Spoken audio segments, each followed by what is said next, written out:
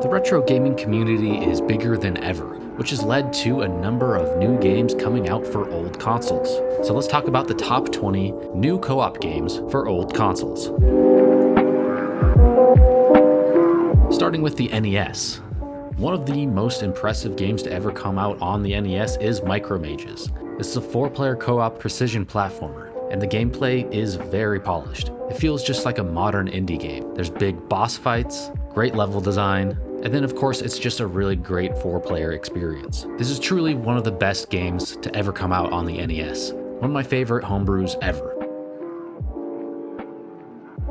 Another really solid NES game is Jay and Silent Bob Mall Brawl. This is a new beat 'em up which is based off of the Kevin Smith movies with Jay and Silent Bob. This one kind of plays like River City Ransom mixed with Double Dragon 2. You're able to pull off a number of really cool combos here. The only thing I don't like about this game is the shopping cart level. I think this is an homage to the hovercraft levels in Battletoads, and it's equally as frustrating. The rest of this game, though, isn't nearly as difficult. I've played through this 2 times, and I always get stuck at this part. But that aside, this is truly one of the best 8-bit beat-em-ups that I've ever played. Definitely give it a try. And an upcoming NES game is called Save the Queen. This is the co-op Zelda game that we never got. There is a playable demo, but I'm not sure about the release date for this game yet. But basically, you and a friend go around and fight all of the enemies and explore and pick up various items and weapons. Very similar to the original Zelda. Has the same exploration and very similar combat. And just adding a friend into the mix definitely makes it more interesting. I can't wait for this game to come out. It's one of my most anticipated co-op games. Now let's talk about some Sega Genesis games. This one's called Astebros. This is a really great game, and it's the prequel to Demons of Asteborg, which is another excellent Sega Genesis homebrew. But this one is a co-op game. It's a 2D side-scroller roguelite with procedurally generated levels. You're able to choose between 3 different characters, each with their own unique abilities. As you play through the levels, you're able to collect coins to buy and upgrade your equipment. Gameplay here is just really solid and polished. There's just so much attention to detail. Just look at the backgrounds, the environments, the enemies, and the character designs. This is all just top-notch game design here. If you haven't played Astebros, definitely give it a shot. It's one of the best co-op homebrews on the Sega Genesis. Another top-tier homebrew is Xeno Crisis. This game has been ported to a number of other retro systems, but it first came out on the Sega Genesis. And much like Paprium, this is another one that is just incredibly impressive to see on this hardware. Not only the visuals, but the music. This is some of my favorite music I've ever heard on the Sega Genesis.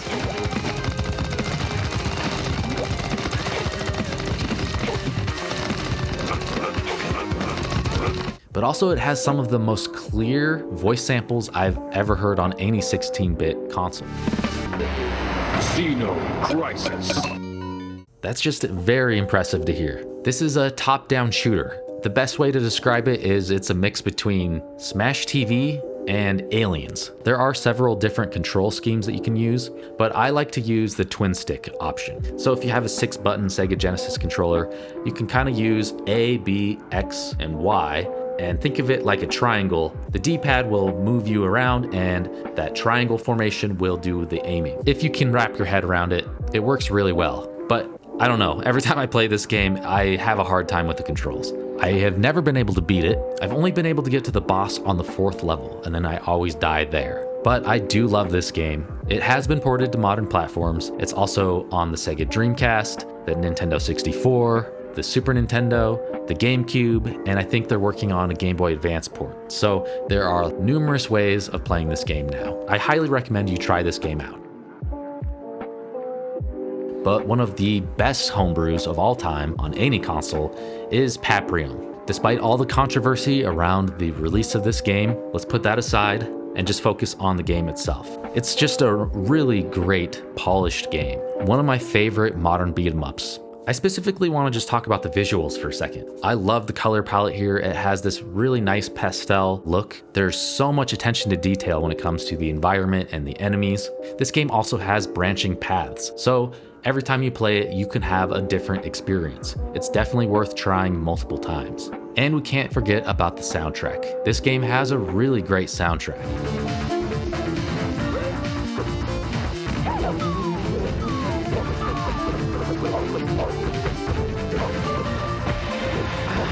this doesn't even sound like something coming from the Sega Genesis. I can't say enough about Paprium. It's just a really excellent co-op beat 'em up. It's truly the best homebrew on the Genesis. And let's talk about some Atari 7800 games. The first one is called Rikki and Vikki. This is by far the most impressive game to ever come out on the 7800, and it's easily the best game on the system as well. This really goes to show what that hardware was capable of. I know there are some extra chips in the cartridge that allows for better audio, but still, seeing this on an original Atari 7800 is just incredibly impressive. And this music is great as well.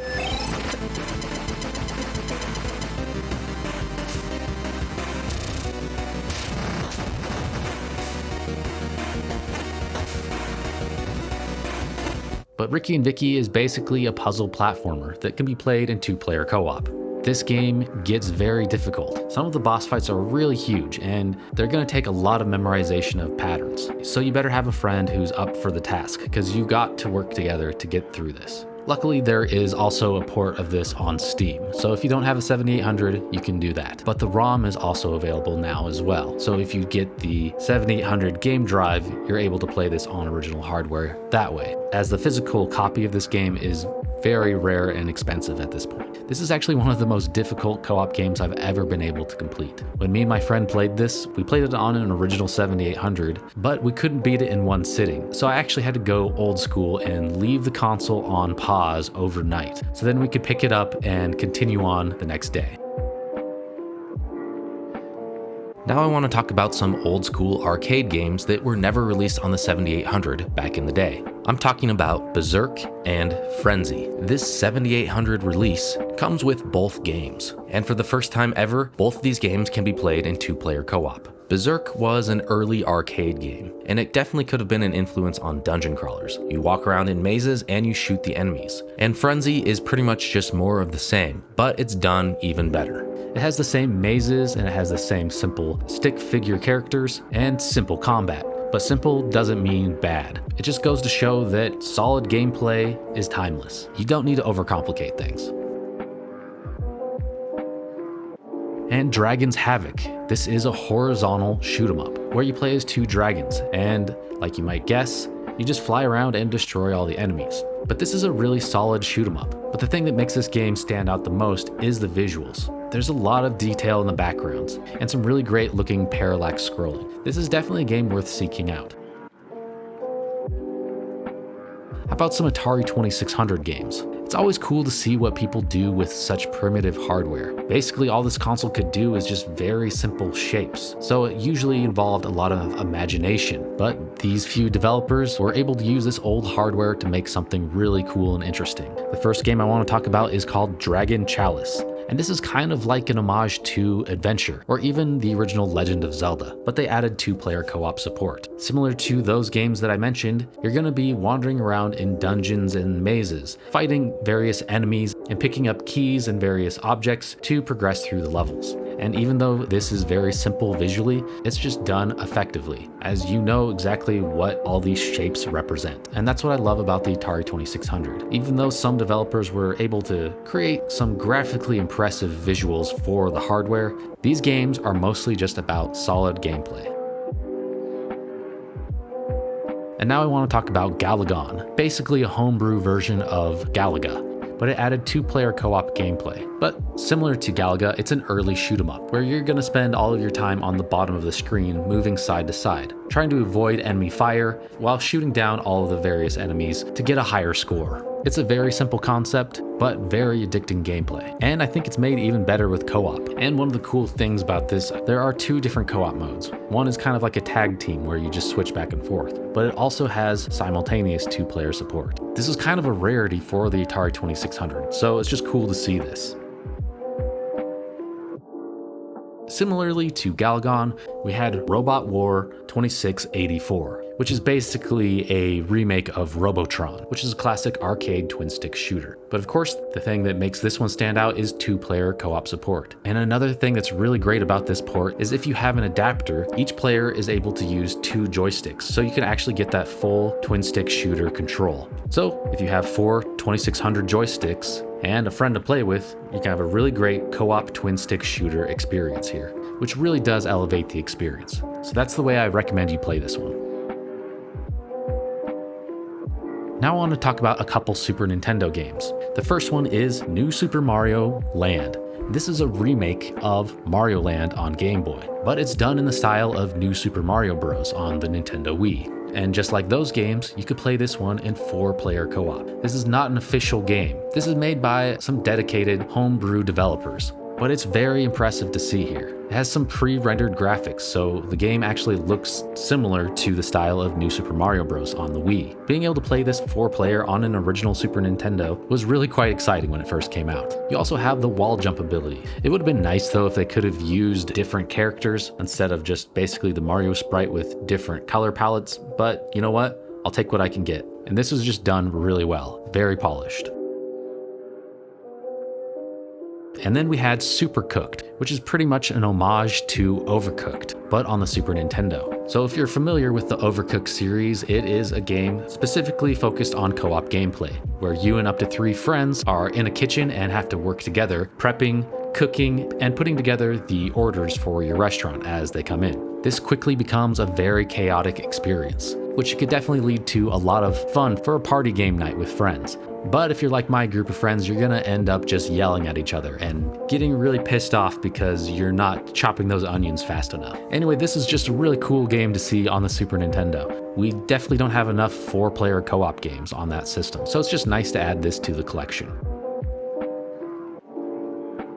Now how about some Neo Geo games? The first one I want to talk about is called Final Vendetta. Now this game originally came out on Steam as well as other home consoles, and it's clearly an homage to games like Final Fight and Streets of Rage, but it has that nice polish, games that you would expect to see on the Neo Geo. This game is still available for pre-order, so it hasn't been released yet on the Neo Geo. But I have played the console ports of this and I loved it. When a lot of new beat-em-ups are trying to reinvent the wheel and add a bunch of RPG elements and roguelite elements and just pack the game full of different genres, this was a breath of fresh air. It's just a standard beat-em-up. It's just about the combat and solid controls. I love the use of color here. There's a lot of detail in the environments and the characters. This is just an excellent, super polished beat-em-up that's worth trying out. I can't wait to play this on my Neo Geo.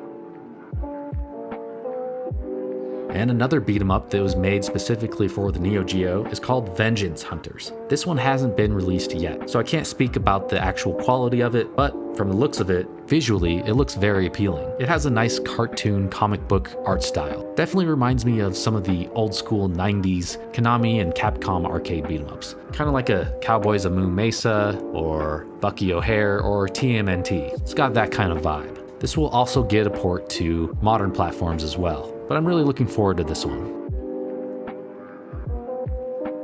And another Neo Geo game that I have never been able to play is called Kraut Busters. This one is a run and gun shooter that's clearly inspired by Metal Slug, both in its visuals and its gameplay. But the reason why I've never been able to play this game is that it has only been released physically. There's no ROM available, so you can't emulate this game or play it on a ROM cart. The only way to play this game is if you have the physical cartridge, and that is pretty rare and expensive these days. So this is one that I will just have to look at and enjoy from afar, but maybe someday I'll be able to try it out, as it does look really good. Now I want to talk about a few new games that came out on home computers, starting with Metro Siege on the Amiga. This is another really great looking beat 'em up. This one has yet to come out, but I've been keeping an eye on this for a couple years now. This one definitely looks similar to a Final Fight type of game. It has some really great visuals, and I really like the character designs as well. I can't speak about the gameplay as this game has not come out yet, so I haven't played it, but it just looks really solid. The character moves look interesting, and again, visually, this just looks very impressive for the hardware. I'm hoping this comes out sometime soon, but I'm really looking forward to it. And this next game is a brand new game on the Amstrad CPC, and it's called Revenge of Trasmoz. This one is a single-screen action platformer, similar to the original Mario Bros. Or Snow Bros. Or games like that, games that you'd often see in the arcades. The objective is simple. You kill the zombies, then you grab the fireballs that they drop, and then you go and light all of the candles. Once you light all the candles, then you move on to the next stage. However, it's not that simple. If you get hit once, you die and have to start the whole level over, and that goes for either player. So if one of you gets hit, you both have to start over. Even though the game feels very polished, I do wish that they allowed you to continue on if one player dies. Also, there is a timer. Once the timer runs out, then this giant skeleton monster will fly around and terrorize you. So you want to try to light all the candles as fast as possible. This is another one where the color choice here and the visuals are pretty impressive for the hardware. If you're a fan of single screen platformers, I definitely recommend you try this one. Just look on itch.io. It's also available to play on Windows. And the final game I want to talk about is called Angels, and this is a new game for the ZX Spectrum. Being an American, I did not grow up with the ZX Spectrum, but in recent years, I've definitely developed an interest in this hardware. I just love the limited color palette that it has. Something about that just really stands out and just makes for some really graphically interesting looking games. And Angels is probably one of the most graphically impressive games I've ever seen on this hardware. It plays like a side-scrolling action / beat-em-up game. And of course you could play it in 2-player co-op, but that's not all. The gameplay changes up. There's some vertical scrolling shoot-em-up levels as well. The characters are able to pull off some pretty cool moves here, and the animations are pretty fluid here, especially when they're just standing still. That idle animation just looks smooth. This is one I've literally never heard anybody talk about, so this is definitely a hidden gem worth trying out. So there you go. There are 20 couch co-op homebrew games on old hardware. There are tons of other ones that I've played and I really love. So maybe I'll do a part 2 at some point. But what are your favorite co-op homebrews? And if you enjoyed this video, check out our new co-op games on Sega Genesis video. And thanks for watching.